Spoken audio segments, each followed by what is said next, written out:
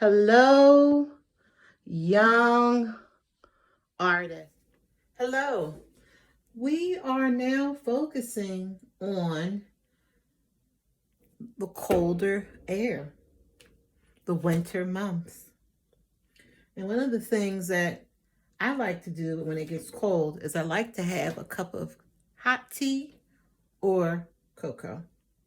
So we're going to focus on making a teapot and a teacup. First, I want you to fold your paper in half. And this is going to give you a nice line that you can use for your table and your background. And I'm going to draw a pencil line right across it. Next step, for your teapot, you're going to use your hand. And you're going to make sure that your thumb is out because your thumb is going to become the spout. So I'm just tracing my hand and tracing my thumb to create my teapot. Now I can take my eraser and I can erase the line that cuts in between my teapot. Get rid of that. I can kind of reshape my pot a little bit by cleaning up the edges and cleaning up the lines. I can add an oval on top for the top of my lid. I can create a lid line if I want. I can also make a C, the letter C, and that C is going to become our handle for our teapot. So I'm going to double it. So now I have my pot. My teacup is going to be just an oval with another C. This time, we're just making it backwards. You can also add a plate of biscuits or some type of treat on a plate. It's always nice to do things in pairings of 3. So I have 3 biscuits. I have my teacup and my teapot. We are going to create a pattern at the bottom and a pattern at the top.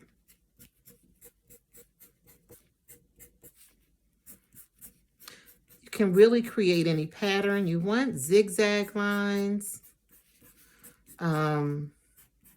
horizontal lines. You can create vertical lines, diagonal lines, really any kind of pattern that you would like. And we're going to do that until the entire background is filled. I decided to make hash lines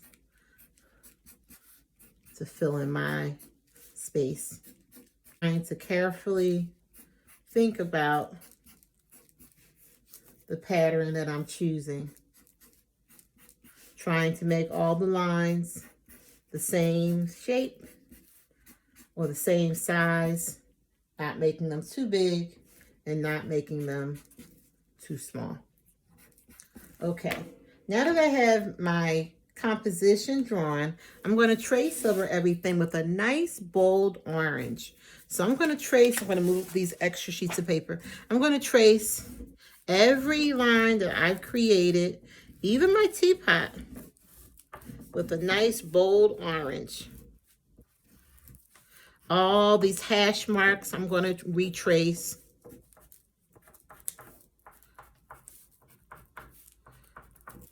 And my lid.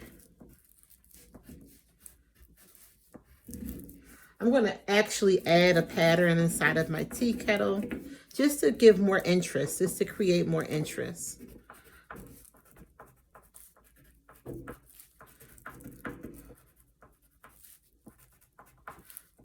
And I'm going all the way across. Sometimes art works best when you unify the subject matter. And we're unifying our subject matter by using one color for all our lines. We're making that one color a bold color.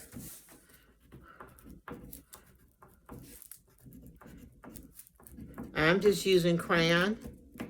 I could use some marker. I could use just crayon, or I could choose to use both. Going all the way across.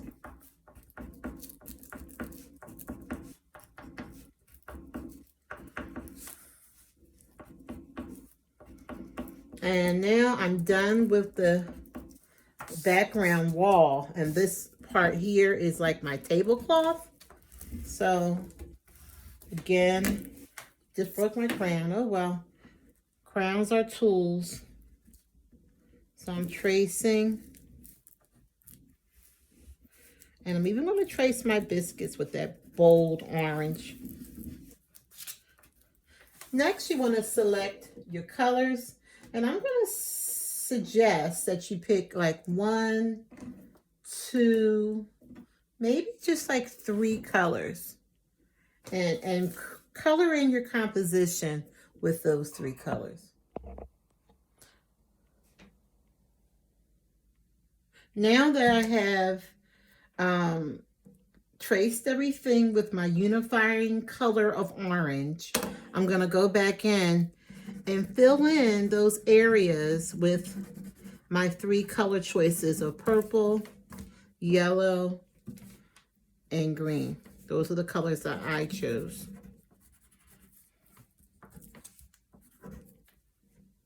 I'm using twistables, which are a nice version of a crayon. It's the same thing, it's just in a stick form. Coloring it in, taking my time.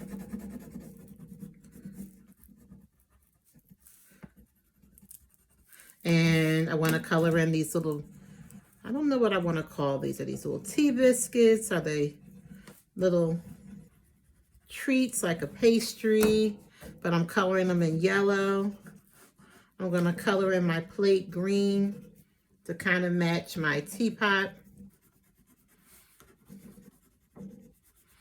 And I'm going to